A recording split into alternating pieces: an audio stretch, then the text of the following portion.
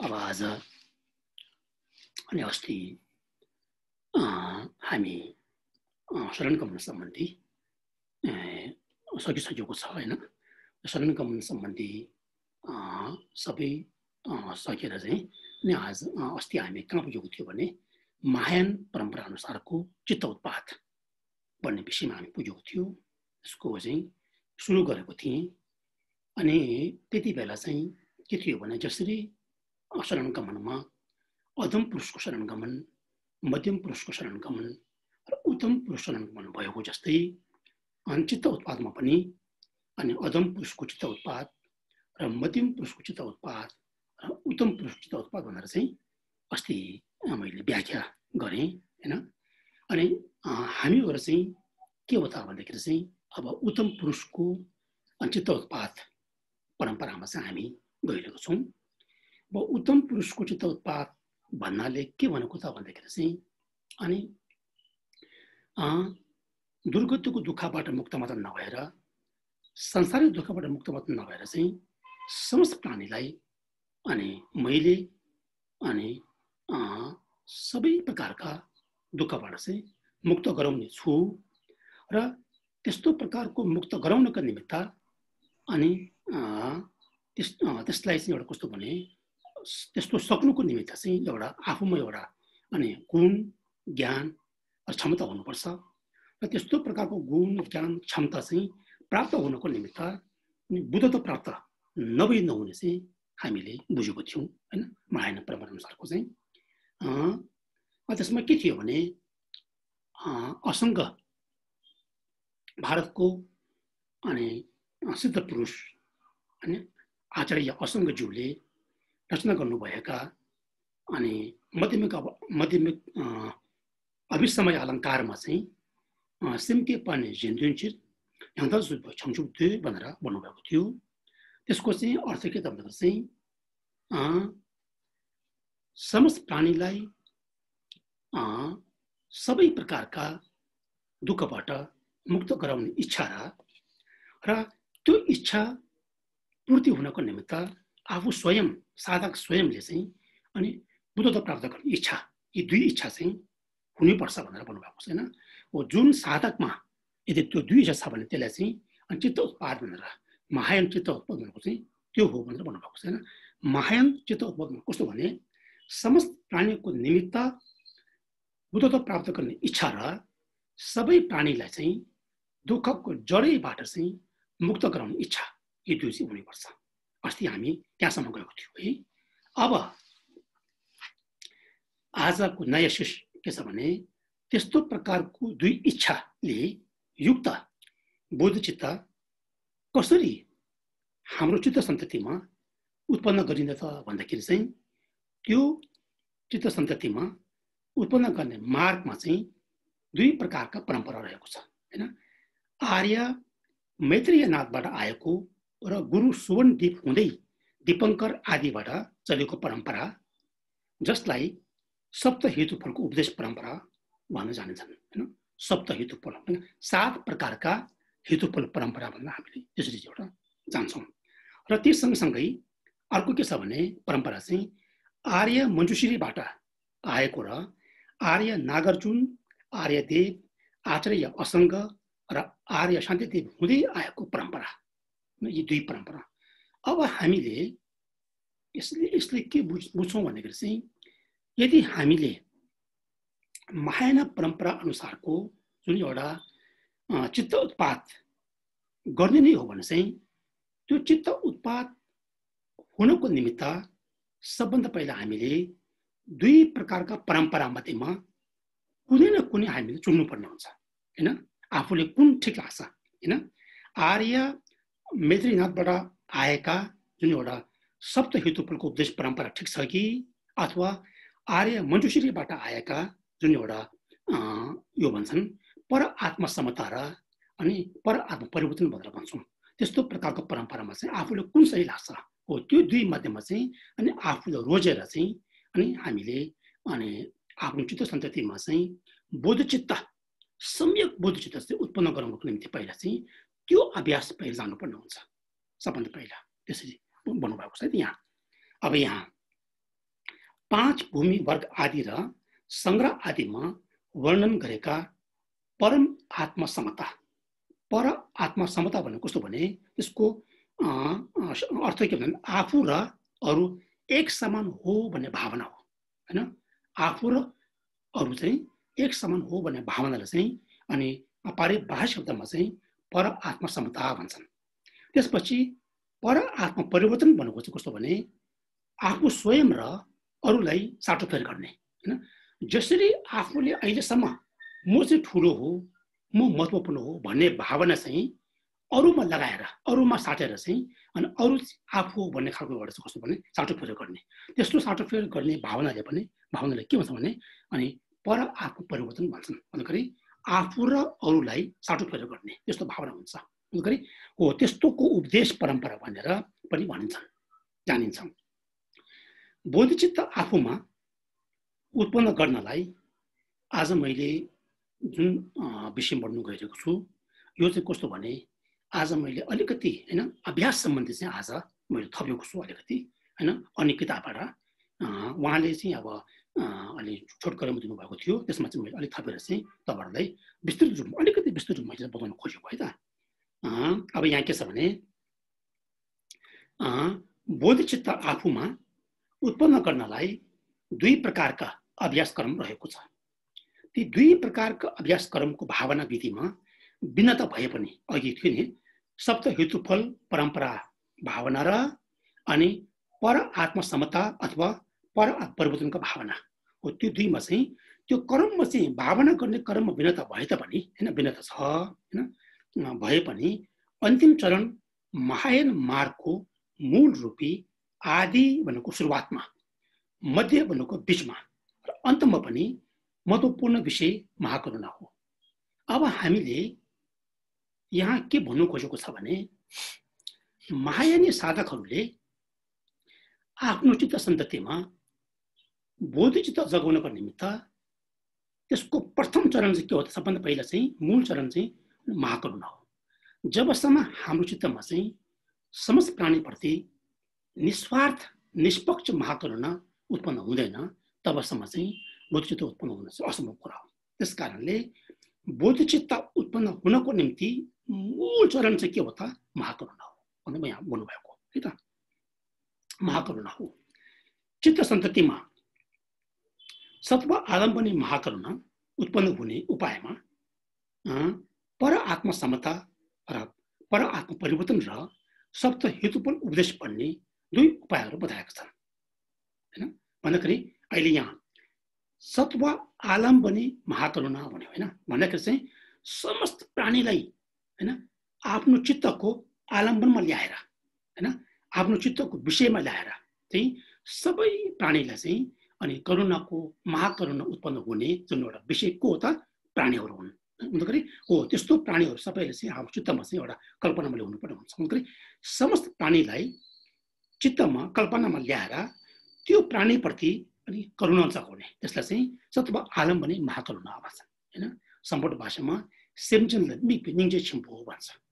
सेमजनलाई मिक्पि निङ्जे छिम्पो भन्छ हैन। सत्व आलम्बनी महाकरुणा उत्पन्न हुने उपायमा अनि पर आत्मा समता पर आत्मा परिवर्तन र सप्त हेतुफल उपदेश भन्ने 2 उपायहरू बताएका छन्। ती उपायहरूले के देखाउँछ त भन्दा महाकरुणा कसरी उत्पन्न हुनुपर्ने बताएको छ अघि हो त्यो है त। र 7 हेतुफल उपदेशको बारेमा चर्चा गर्दा सुरुवातमा पहिला हामीले अनि मात्र संज्ञाबाट गर्नुपर्छ। अब यहाँ के छ भने सबभन्दा पहिला चाहिँ अघि भनेको जस्तो महायानी साधकमा अनि बोधिचित्त उत्पन्न हुनको निम्ति 2 प्रकारका परम्परा रहेछन् त्यो हामीले बुझ्यौँ हैन। अब 2 प्रकारका परम्पराहरू मध्येमा पहिलो परम्परा के थियो भने सप्त हेतुफल उपदेश परम्परा भन्थ्यो। त्यो चाहिँ अब यहाँ गर्नु गइरहेको छ त। मात्र संज्ञा एउटा मात्र संज्ञा भनेको कस्तो भने समस्त प्राणीलाई चाहिँ आफ्नो आमा समान हो भन्ने हैन। उहाँहरू सबै कस्तो प्रत्येक प्राणीहरू चाहिँ मेरो आमा नभएको छैन भनेर चाहिँ सोच्ने एउटा भावनाले चाहिँ अनि मात्र संज्ञा भन्छ। गरी त्यो एउटा भयो। त्यसपछि कृतज्ञता भावना भनेको चाहिँ जब हामीले समस्त प्राणीलाई आफ्नो आमा जस्तै हो भन्ने भावना जागिसकेपछि त्यसपछि के हुन्छ त आमाको कृपा सम्झिने भावना आउँछ। त्यसलाई चाहिँ कृतज्ञता भावना भन्छ, हैन, कृतज्ञता भावना। त्यसपछि प्रत्युपकार भावना भन्छ। हुँदाखेरि जब हामीमा आफ्नो आमाको कृपा सम्झेको हुन्छौँ तब स्वाभाविक रूपमा चाहिँ त्यो कृपाको ऋण चुकाउने भावना हुन्छ, हैन, त्यो कृपाको ऋण चुकाउने भावना हुन्छ। त्यसलाई चाहिँ प्रत्युपकार भावना भन्छ। त्यसपछि मनुष्य मैत्री भावना भनेको चाहिँ युवङ्गी क्षमता भनेको छ भने जब ती तीन प्रकारका भावना गइसकेपछि अनि समस्त प्राणीलाई आफूले हेर्दाखेरि कल्पना गर्दाखेरि कस्तो हुन्छ भने सबै तपाईँको चाहिँ मनोज्ञ मैत्री भावना जाग्छ सबैप्रति, होइन, एउटा कस्तो भने मनोज्ञको एउटा रूपमा जाग्छन् र सबैप्रति चाहिँ एउटा एक नासको अनि मैत्री भावना जाग्छ। त्यसलाई चाहिँ मनोज्ञ मैत्री भावना भन्छ। सम्पूर्ण भाषामा हितुभूमि क्षम्भा भन्छ, होइन, हितुभूमि क्षम्भा भन्छ। त्यसपछि के आउँछ त अनि करुणा आउँछ, होइन, करुणा भन्ने आउँछन्, करुणा आउँछ। करुणाको खास भावना चाहिँ सुरुवातमा कस्तो हुन्छ भने सबै प्राणीहरू दुःखको कारणबाट चाहिँ मुक्त भई हुन्थ्यो भन्ने भावना चाहिँ पहिलो त्यो सुरुवातमा चाहिँ त्यो करुणा आउँछ। त्यसले चाहिँ करुणा आउँछ त। अघि हामीले पढ्यौँ होइन, सेम्चेन थम्चे धुङ्गल तङ धुङ्गल के दुतङ ठाउँबाट छुर्ची पनि हामीले पढ्दाखेरि खास हो भने त्यति बेला हामीले समस्त प्राणीप्रति महाकरुणाको भावना गर्नुपर्ने हुन्छ। किनभने करुणाको स्वभाव के त भनेको चाहिँ करुणाको लक्षण के थियो भन्दाखेरि समस्त प्राणीहरू दुःखबाट तपाईँको मुक्त गराउन र त्यस्तो प्रकारको दुःखको कारणबाट नै मुक्त गराउने इच्छा भावनालाई चाहिँ करुणा भन्ने कारणले चाहिँ त्यो जगाउनु पर्ने हुन्छ करुणा भने। त्यसपछि के आउँछ त अध्याशय हकमा सम्भाव भन्छ।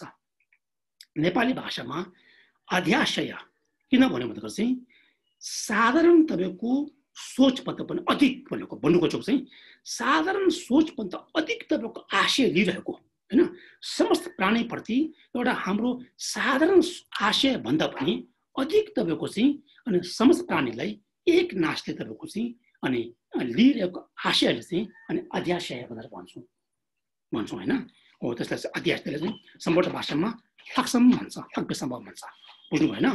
अध्याशय भनेको चाहिँ अधिक आशय, होइन, साधारण तपाईँको चाहिँ आशय भन्दा पनि अधिक तपाईँको चाहिँ आशय लिएकाले त्यसले चाहिँ अध्याशय भन्छन् नेपालीमा, है त। त्यो भयो। यी छ चाहिँ के हो त बोधचित्त उत्पन्न हुने हेतु हुन्, कारण हुन्, होइन, कारण हुन् हो।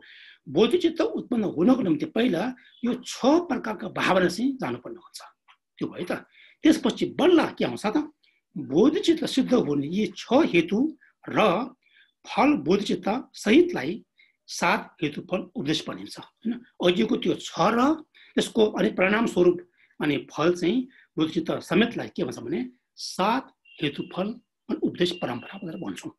यो चाहिँ अघिको त्यो हो त। यसरी हामीले अब यदि हामीले शब्द हेतुफल उपदेश परम्परा अनुसारको अनि बोधचित्तको अभ्यास गर्ने हो भने चाहिँ यसरी हामीले गर्नुपर्ने हुन्छ अभ्यास चाहिँ, होइन, यसरी गर्नुपर्ने हुन्छ। अब यहाँ जब यी 6 हेतु उत्पन्न भइसकेपछि तब त्यसको अपेक्षित मायानको चित्त उत्पाद चाहिँ आफसे आफ उत्पन्न हुन्छ, बोधचित्त चाहिँ आफै उत्पन्न हुन्छ। किनभने त्यो 6 प्रकारको हेतु चाहिँ गइसकेको हुन्छ र त्यसको परिणाम स्वरूप के हुन्छ त अनि बोधचित्त भन्ने चाहिँ जागिन्छ भनेर भन्छौँ है, भन्नुहुन्छ। अब यहाँ अब त्यस्तो हो भने होइन 7 प्रकारको हेतुफल 6 प्रकारको जुन एउटा हेतु छन् त्यसले हामीले एक एक गरेर, होइन, एक एक गरेर चाहिँ हामीले अब कसरी भावना गर्ने त, होइन, कसरी हामीले अभ्यास गर्ने त भन्ने प्रश्न आउँछ। प्रश्न आउँदाखेरि अघि मात्र संज्ञा भन्ने चाहिँ होइन समस्त प्राणीहरू अनि मेरो आमा समान हुन् भन्ने खालको जुन भावनालाई अझ तपाईँको चाहिँ विकास गर्नको निमित्त चाहिँ कसरी हामीले चाहिँ समस्त प्राणीलाई चाहिँ त्यस्तो दृष्टिकोण विकास हुनको निम्ति हामीले कसरी अभ्यास गर्ने भन्ने प्रश्न आउँछ। तब हामीले यहाँ चाहिँ यसरी भन्नुपर्छ। अब सम्झिनु यसरी, होइन, मात्र संज्ञाको चाहिँ सबै प्राणीहरूप्रति आमाको भावनाले हेर्नु चाहिँ मात्र संज्ञा त हो भनेर भन्नुभएको छ। मै दुष्य भन्छ, मर्स्यपा भन्छ, होइन, सम्पूर्ण भाषामा मर्स्यपा भन्छ। भगवान बुद्धले बताए अनुसार र विभिन्न दृष्टिकोणले विचार गर्दा पनि हाम्रो जन्मको श्रृङ्खला अनादि छ हैन। हाम्रो प्रत्येक प्राणीको जन्म चाहिँ यहाँबाट सुरु भयो भन्ने चाहिँ हामीले भन्नु सक्दैन हैन। हामी प्रत्येक प्राणीको जन्म चाहिँ यस्तो समयबाट सुरु भएको भनेर हामीले भन्नु सक्दैन। त्यो अनादि छ, थोमामा भएन हुन्छ। यहाँ प्रत्येक हैन तपाईको हाम्रो जन्मको श्रृङ्खला अनादि छ, अर्थात् अगाडिको सुरुवातको कुनै समय सीमा नै छैन हैन। अगाडिको सुरुवातको कुनै समय सीमा नै छैन। यहाँबाट सुरु भयो भने हामीले भन्नु सक्दैनौँ। भन्दाखेरि हामीले लाखौं करोडौं असङ्ख्य तपाईँ हामीले जन्म लिएको छौँ हैन। त्यसकारण त्यो भन्नु खोजेँ यहाँ। त्यसैले हामीले संसारमा घुम्दाखेरि अनगिन्ती जन्म लिइसकेका छौँ र प्रत्येक जन्ममा हाम्रा आमा थिए हुनु पनि हो हैन। हामी कहिले पशुमा जन्मेका छौँ, कहिले नरकमा, प्रेतमा, जहाँ जन्मे तापनि तपाईको चाहिँ एउटा हैन विशेष तपाईको चाहिँ मानवमा, पशुमा हैन जन्मिँदाखेरि चाहिँ अनि आमाकै तपाईको द्वारा जन्म पनि हुन्छ। त्यसकारण चाहिँ भन्नु खोज्छु यो। त्यसैले हामीले संसारमा घुम्दाखेरि अनगिन्ती जन्म लिइसकेका छौँ र प्रत्येक जन्ममा हाम्रा आमा थिए। ती आमाहरू पनि यही संसारमै बहुतारिरहेका छन्, कहिले मनुष्य, कहिले पशुपन्छी र कहिले देवता र कहिले प्रेत आदि हुँदै। त्यसैले जति पनि प्राणीहरू देखिन्छन् या नदेखिएका पनि अस्तित्वमा छन्, ती सबै कुनै न कुनै जन्ममा हाम्रा आमा बनेका थिए। त्यो चाहिँ तपाईँको पक्का नै हो कि तपाईँको हैन। हामीले युक्तिद्वारा सोचे पनि त्यो हुनैपर्छ र तपाईँले अनि भगवान गौतम बुद्धको आगमद्वारा पनि त्यो हुनैपर्छ। किनभने प्रत्येक प्राणीको जन्म तपाईँको असङ्ख्य छ। हुँदाखेरि चाहिँ असङ्ख्य तपाईँको चोलामा चाहिँ हामीले असङ्ख्य जन्म लिएको कारण चाहिँ त्यति बेला चाहिँ आमाकै कोखबाट जन्म लिएको चाहिँ त्यसमा चाहिँ एउटा बताएको छ। त्यस कारणले पनि एउटा हामीले यसरी चाहिँ भावना गर्नुपर्छ।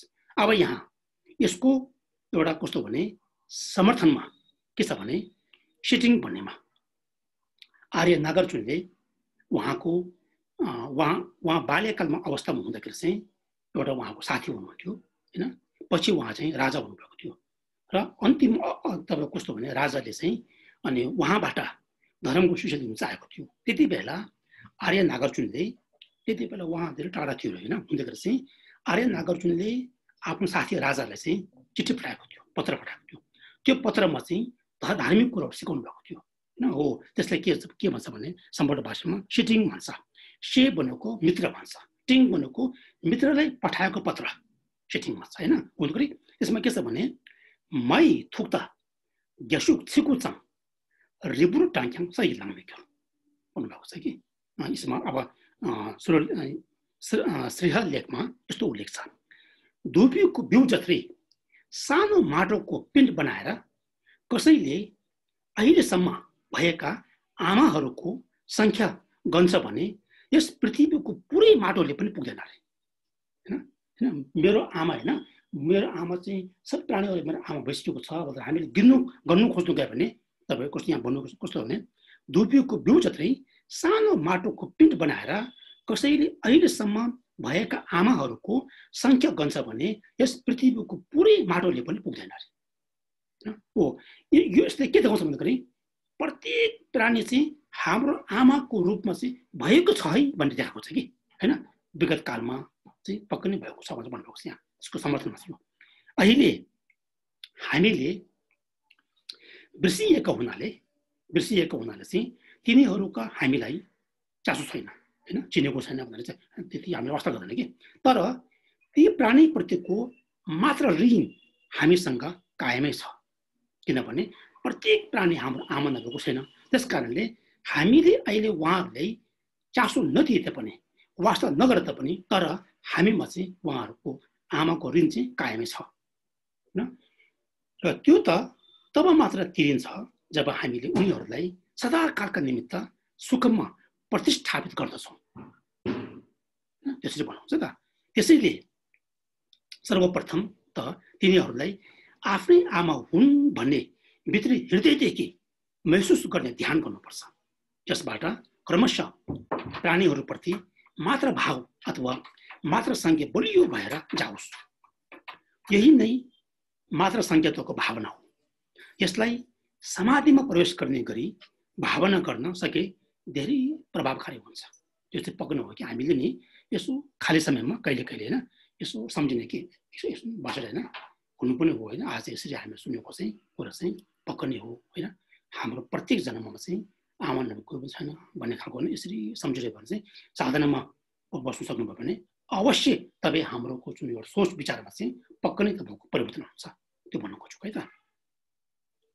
अब त्यसरी हामीले मात्र संज्ञाको एउटा यस्तो स्तर भएको नि हामी प्राय मान्छेहरूमा के हुन्छ भने अब अहिलेको जुन आमाले चाहिँ हामीले हैन एकदमै तपाईँको हैन ठुलो मान्छौँ हुनु पनि हो हैन। तर अरूहरूले चाहिँ तपाईँको चाहिँ हामीले कुनै वास्ता गर्दैन नचिनेको हुन्छ त्यहाँ हैन। त्यस कारणले चाहिँ त्यसरी हामीमा कस्तो भने दूरीपन चाहिँ भावना चाहिँ आफै आफ आउँछ। तर हामीले अघि भनेको जस्तो हैन बुद्धहरूको अनि आगमहरू बुद्धले भन्नुभएको कुराहरू हैन शास्त्रले भन्नुभएको कुराहरू चाहिँ यसो हामीले चाहिँ सोचे भने हैन हाम्रो विवेकलाई प्रयोग गरेर चाहिँ त्यो कारण ठिक हो कि होइन भनेर सोच्यो भने चाहिँ पछि तपाईँले बिस्तारै बिस्तारै चाहिँ पक्कै नै सोचमा चाहिँ तपाईँ कस्तो हुन्छ भने परिवर्तन आउँछ। एउटा कुरा के छ भने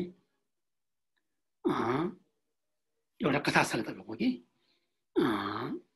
घटना चाहिँ पक्कै नै हो। यो आर्य भिक्षु कत्यायन भन्ने एउटा भिक्षु हुनुहुन्थ्यो। कत्यायन भन्ने भिक्षुले चाहिँ के गर्थ्यो उहाँ चाहिँ एकदमै दिव्य चक्षु उहाँ चाहिँ यहाँ आर्य मार्ग प्राप्त गर्नुभएको भइसकेको एउटा भिक्षु हुनुहुन्थ्यो। उहाँमा के थियो भने पूर्व जन्ममा त्यो मान्छे को हो भन्ने खालको भविष्यमा कहाँ जन्मिन्छ भन्ने खालको उहाँमा चाहिँ एउटा अन्तर्यामी थियो दिव्य चक्षु थियो। एक दिन भिक्षु कत्यायन भिक्षा पादल दिनु भएर आफ्नो शिष्यहरूसँग चाहिँ बाटोमा यसो हिँडिरहनु भएको थियो हैन हिँडिरहनु भएको थियो। यो कथाले हामीलाई के सिकाउँछ भन्दाखेरि चाहिँ हामीले कहिले पनि नचिनेको मान्छेहरूलाई दूरीपनको दृष्टिकोणले हेर्नु हुँदैन हैन। सबै हाम्रो आफन्त हो भन्ने खालको चाहिँ भावना सिकाउँछ कि यो कथाले। के छ भने त्यति बेला कत्यायन आफ्नो शिष्यहरूसँग भिक्षा पात लिँदै जानु हुँदाखेरि चाहिँ के देख्यो भने एउटा आमा हैन एउटा आमा काखमा नानी बोकिरहेको अनि माछाको मासु खाइरहेको एक हातले माछाको मासु खाइरहेको अनि आफ्नो काखमा नानी बोकिरहेको हैन। र फेरि त्यहाँ एउटा कुकुरनी हैन कुकुरनीले चाहिँ एउटा कुकुरले चाहिँ अनि के भन्छ के भन्छ यो मासु खान चाहिरहेको हैन उसलाई। र त्यो आमाले चाहिँ अनि ढुङ्गाले चाहिँ कुकुरलाई चाहिँ लखेटिरहेको देख्नु भएको थियो। त्यस्तो एउटा अवस्था देख्नु भएको थियो भिक्षु कत्यायनले हैन।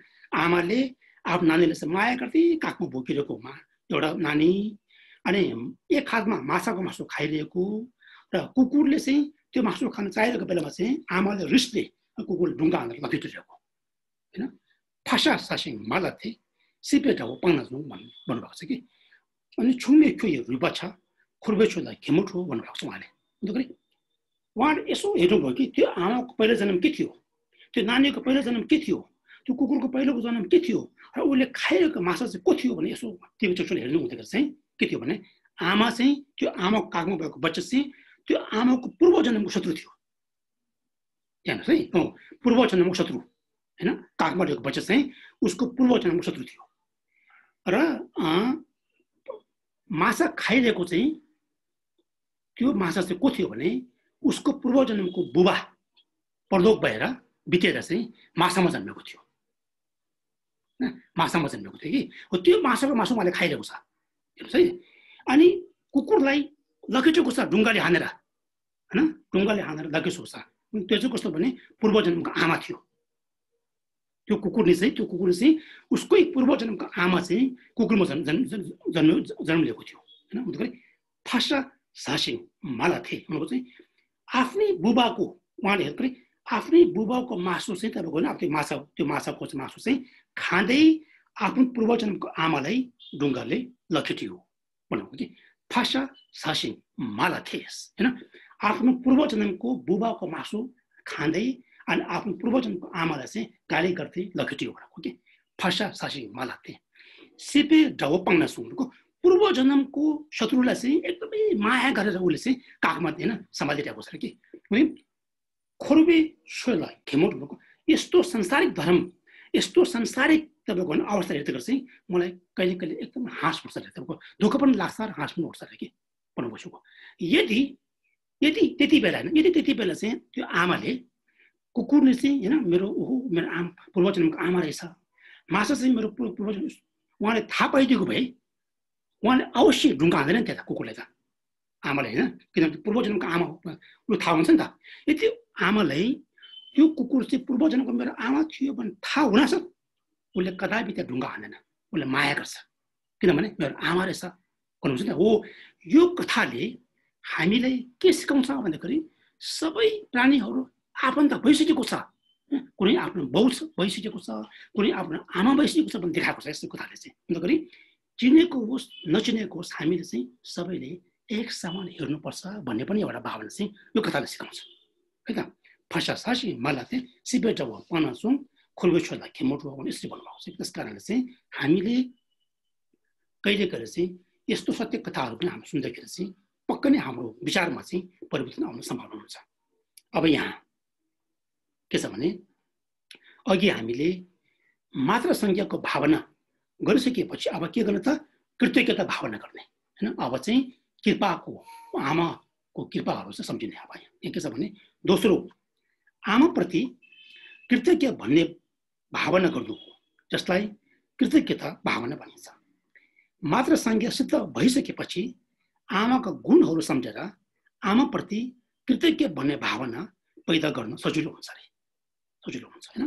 त्यसैले सर्वप्रथम आफ्नै यही जन्मकी आमालाई सम्झेर उहाँको गुणलाई मनन गर्नुपर्छ। जस्तै कि उहाँले 9 महिनासम्म सकी नसकी पेटमा राखेको, त्यो बेलाका विभिन्न प्रकारका कष्टहरू पनि निस्वार्थ प्रेमले स्वीकारेको होइन, स्वीकारेर सहेको र जन्माउँदाको पीडा, हुर्काउँदा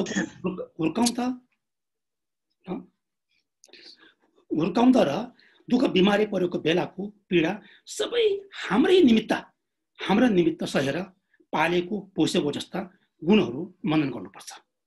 त्यो पक्का नै हो कि मनन गर्नुपर्छ। यसरी आफ्नै आमाप्रतिको कृतज्ञताको भाव आएपछि यो जन्म मात्र होइन, अघिल्लो जन्मका आमाले पनि त्यस्तै गरी जीवन दिएका थिए र ती आमाहरू त अहिलेका संसारका यिनै प्राणीहरू नै हुन् होइन। जति पनि हामी देखेको यी सबै यी प्राणीहरू हुन् र त्यसैले यी सबै प्राणी रूपी आमाहरूप्रति मेरो ऋण छ र म उनीहरूप्रति कृतज्ञ छु भन्ने भाव पैदा गर्नुपर्छ होइन। र यही भावलाई बढाउँदै सामाजिक अवस्थासम्म पुर्याउने प्रयत्न गर्नुपर्छ। यही नै कृतज्ञता भावना हो। यसरी हामीले होइन, किनभने अहिले हाम्रो होइन कति होइन अब हाम्रो जस्तै अब भारतमा होइन र हिमालय बौद्ध परम्पराका कति महान गुरुहरूले होइन, जति जुन एउटा चारै परम्पराका महान गुरुहरूले बोधचित्त उत्पन्न गराउनु भएको छ, उहाँहरूले पनि त होइन तपाईँको यी 2 प्रकारका परम्परा मध्येमा चाहिँ कुनैले चाहिँ यो परम्परालाई अप्नाएर चाहिँ उहाँहरूले यसरी भावना गरेर चाहिँ बोधचित्त जगाउनु भएको छ। त्यस कारणले होइन योहरू चाहिँ हामीले सम्झिनुपर्छ कि।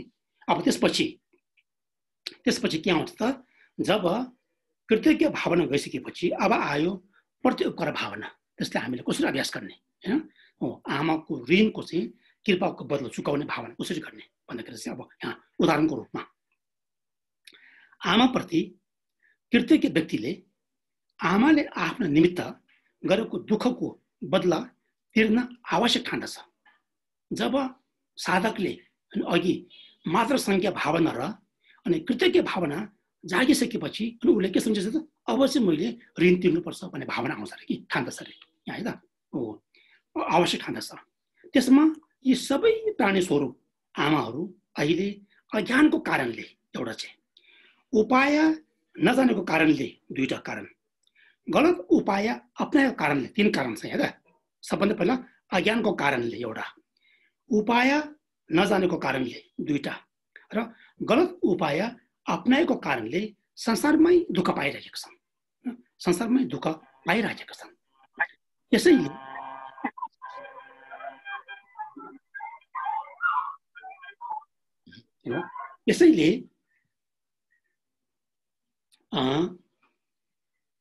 त्यसैले ती आमाहरूलाई संसारको दुःखमा छोडेर म आफू मात्र मुक्त हुन खोज्नु राम्रो सोचाइ होइन र त्यस्तो तरिकालाई कृतज्ञ भएको भनिँदैन हैन। यो त स्वार्थी हो भनिँदैन र त्यसकारण उनीहरूको निमित्त मैले दुःखबाट उद्धार गर्ने प्रयत्न गर्नुपर्छ। त्यही नै ऋणको बदला तिर्ने उपाय हो। यस्तो चिन्तनले मात्र सत्वप्रति उपकार गर्ने भावना जाग्दछ र त्यो भावलाई बढाउँदै गहिरो बनाएर लैजानु प्रत्युपकार भावना हो। यो पनि समाधिको अवस्थासम्म पुर्याएर प्रबल बनाउने कोसिस गर्नु राम्रो हुन्छ हैन। त्यो त्यसमा पनि हामी ध्यान दिने कि ध्यान गरेर हैन मनन गर्ने, चिन्तन गर्ने अनि भावना गर्ने त्यसरी गर्नु पनि राम्रो हुन्छ। त्यसपछि के आयो त? त्यसपछि आयो मनोज्ञ मैत्री भावना हैन। मैत्री भावना मात्र भनेन, यहाँ के छ भने मैत्री भावनाको अगाडि के थप्यो? मनोज्ञ थप्यो हैन। त्यति ध्यान दिनुपर्छ कि मनोज्ञ थप्यो यो त उहाँ भन्छ। कुनै पनि आमाले आफ्नो सन्तान जहिले पनि माया लाग्छ, माया लाग्दो देख्छन् हैन। कुनै पनि आमाले आफ्नो सन्तान जहिले पनि माया लाग्दो देखिरहेको हुन्छ कि त्यो भन्नु खोजेको यहाँ। हुँदाखेरि यहाँलाई मनोज्ञ भन्छ कि मनलाई तपाईँको हर गर्ने हैन हो मनोज्ञ। हुँदाखेरि यहाँ हो मन पर्ने खालको हुँदाखेरि यहाँ त्यस कारणले मनोज्ञ मैत्री भावना भन्नुभएको छ यहाँ। यी मात्र सत्वहरूलाई भइराखेको सांसारिक दुःखको पीडालाई देखेर यी सबैले सुख र सुखको हितो पाउन् भन्ने खालको भावना मनमा आउँछ हैन। र दुःख हटाइदिने र सुख दिलाउने क्षमता अहिले म आफूमा नभएकोले भावनाद्वारा उनीहरू सुखी हुन् भन्ने कामना त गर्न सकिन्छ नि हैन। अहिले तत्काल त मलाई हैन त्यस्तो प्रकारको हैन सबै प्राणीहरूलाई कस्तो भने दुःखबाट मुक्त गराउने ममा अहिले क्षमता छैन, ज्ञान छैन, गुण छैन। तर पनि मैले प्रार्थना गर्न सकिन्छ नि, मैले प्रार्थना गर्न सकिन्छ नि त कि उहाँहरू हैन सबै सुखबाट युक्त हुन् र सुखको कारणबाट युक्त हुन् भन्ने प्रार्थना हामीले गर्न सक्छौँ। त्यो भन्नु खोजेको है त। कामना त गर्न सकिन्छ नि। त्यही कामना मनमा बारम्बार गर्नु नै के हो त? मैत्री हो। मैत्री हो र के मैत्री हो। यो चतुर ब्रह्म विहार अन्तर्गत पनि आउँछ। अघि हामीले भन्यौँ हैन सिमजेन थम्चे देव तन देवी युत हामीले 4 प्रकारका ब्रह्म विहार छेमेसी हामीले पढिसकेको छौँ। हो त्यो छेमेसी अन्तर्गत आउँछ कि यो भावना चाहिँ। यो भावनालाई सीमा नहुने गरी अनन्तसम्म फैलाउन सकिने भएकाले ब्रह्म विहार भनेको हो रे। छेमेसी भनेको हैन। छेमे भनेको असीम भन्छ कि असीमित भन्छन्, सीमा रहित भन्छ भन्नु खोजेको हैन। त्यो हो। एउटा के छ भने तपाईको प्राणी असंख्य छ हैन, सीमा रहित छ। अन्तखेरि त्यो सीमा रहित प्राणीहरूप्रति हामीले यदि उहाँहरूप्रति एक नासको मनोज्ञ मैत्री भावना गरे भने त्यसको फल पनि के हुन्छ? असीमित छन्। छेमे भनेको त्यसको अर्थ धेरै छ कि तपाईँको असीमित असीम भनेको चाहिँ जसरी हामीले असीमित प्राणीप्रति मैत्री भावना गरियो र त्यो मैत्री भावनाको फल पनि असीमित छन् भने छेमेसी भन्नु कारण त्यो यहाँ त छेमे भनेको चाहिँ। अब यहाँ यी भावनालाई सीमा नहुने गरी अनन्तसम्म फैलाउन सकिने भएकोले ब्रह्म विहार भनेको।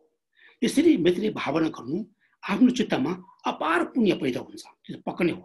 अपार पुण्य पैदा गर्नु पनि हो भने यसले मात्र सत्वहरूलाई सुखी देख्ने चाहनालाई बलियो बनाउँछ, जसले गर्दा उनीहरूलाई साँच्चीकै सुख दिलाउने उत्साह बढेर आउँछ। यदि हामीले हैन अहिले यहाँ उल्लेख भएको जस्तै हामीले चाहिँ अनि कर्म रूपमा हामीले चाहिँ भावना अभ्यास गर्यो भने पक्का नै अनि सबै प्राणीप्रति उत्साह बढ्छ भनेर भन्नुभएको यहाँ। अब यहाँ के थियो भने अघि हैन हामीले प्राणीप्रति मैत्री भावना जगायो भने त्यसको फल पनि तपाईँको चाहिँ असीमित छन् अघि भनिसक्यो। अब त्यसको प्रमाणमा त्यसको समर्थनमा चाहिँ के छ भने एउटा सूत्र छ तपाईँको दावाडुमे दो भन्छ हैन। भगवान गौतम बुद्धले भन्नुभएको दावाडुमे दो भन्ने एउटा छ। त्यसमा के छ भने छोपा छेमे नमङ छिङेपा सिङनी छेवा ठाकटिक तम येथु केवु छोक्ला छोपा हेचेपे छम्बे सेमला ठान्तम छर्मित भन्नुभएको छ हैन। यो मैत्री भावना भनेको चाहिँ यदि हामीले एकछिन मात्रै हैन समस्त प्राणीप्रति जागे भने यसको फल बनेपछि असीमित छ रे। अब यहाँ यस्तो छ कि चन्द्र प्रतीप सूत्रमा हैन चन्द्र प्रतीप सूत्रमा चाहिँ यसरी भनिएको छ, विविध एवं अपरिमित पूजा सामग्रीले कोटि कोटि क्षेत्रहरूलाई हैन बुद्धको क्षेत्रहरूलाई व्याप्त पारेर तिनीहरूले बुद्धको पूजा गरे पनि त्यतिको पुण्य प्राप्त हुन्न जति मैत्री धारणा गरेमा हुन्छ।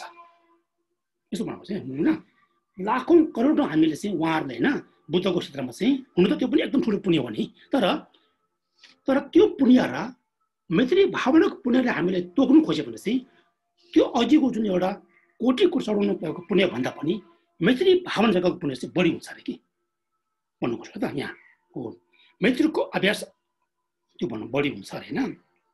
विविध एवं अपरिमित पूजा सामग्रीले कोटि कोटि क्षेत्रहरूलाई व्याप्त पारेर तिनीहरूले बुद्धको पूजा गरे पनि त्यतिको पुण्य प्राप्त हुन्न जति मैत्री धारणा गरेमा हुन्छ भन्नुभएको छ त। यो पनि हामीले बुझ्नुपर्छ। यसरी हामीले न अब कस्तो भने युक्ति र आगम दुवै हामी जाने भने चाहिँ हामीमा पक्का नै हैन त्यस्तो प्रकारको मैत्री भावना जब अभ्यास गर्नुपर्ने एउटा उत्साह जाग्छ कि तपाईँको इन्ट्रेस्ट आउँछ, रुचि आउँछ। त्यस कारणले भन्नु यहाँ अर्को पनि के छ भने मैत्रीको अभ्यास अलिकति मात्र गरे पनि त्यसले दिने पुण्य चाहिँ अपरिमाण हुन्छ अरे, असीमित छ अरे, तपाईँको अपार छ अरे, अपार छ।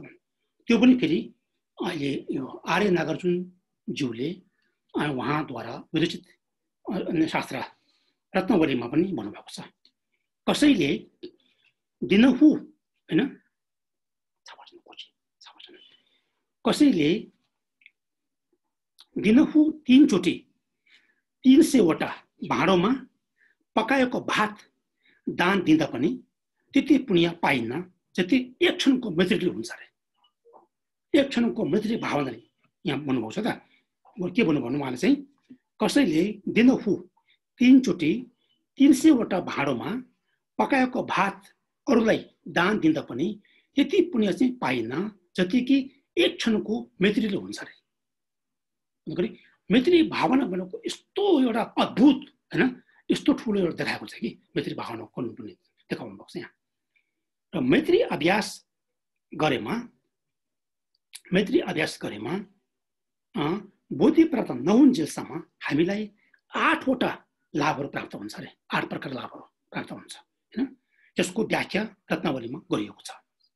सबभन्दा पहिले के हो त, जति हामीले एउटा कुरा कि हामी सधैँ हैन हामी सबैले पढ्छौँ हैन, अघि पढ्ने नि अघि हामीले समस्त के भन्छ सेमेस्टर पढ्दाखेरि के थियो भने पहिलो पंक्तिले चाहिँ अनि मैत्री भावना जगाउनु पनि देखाएको छ, दोस्रो पंक्तिले चाहिँ करुणाको भावना देखाएको छ, तेस्रो पंक्तिले चाहिँ अनि प्रसन्न भावना देखाएको छ, र चौथो पंक्तिले चाहिँ उपेक्षा भावना देखाएको छ। अघि थियो नि सेन्जेन थम्चन दुङ्गल त भन्ने हो, त्यो 4 पंक्तिले चाहिँ मैत्री भावना, करुणा भावना र प्रसन्न भावना र उपेक्षा भावना त्यो 4 प्रकारका भावना देखाएको छ हो। त्यो त्यसरी हामी त्यो 4 प्रकारको भावनाहरू मध्येमा चाहिँ मैत्री भावना गरे पनि 8 प्रकारका लाभहरू हुन्छ अरे। अब के छ भने चाहिँ सबभन्दा पहिला देव र मनुष्यहरूको प्रिय हुनु हैन। जुन साधकले जुन व्यक्तिले संसारमा समस्त प्राणीप्रति मैत्री भावना उसले अभ्यास गरिरहेको छ भने देवताले पनि उसलाई के गर्छ त तपाईँको देवताहरूको पनि प्रिय हुन्छ अरे कि देवताहरूले पनि उसले एकदमै राम्रो हो भनेर सम्झिन्छ अरे हैन।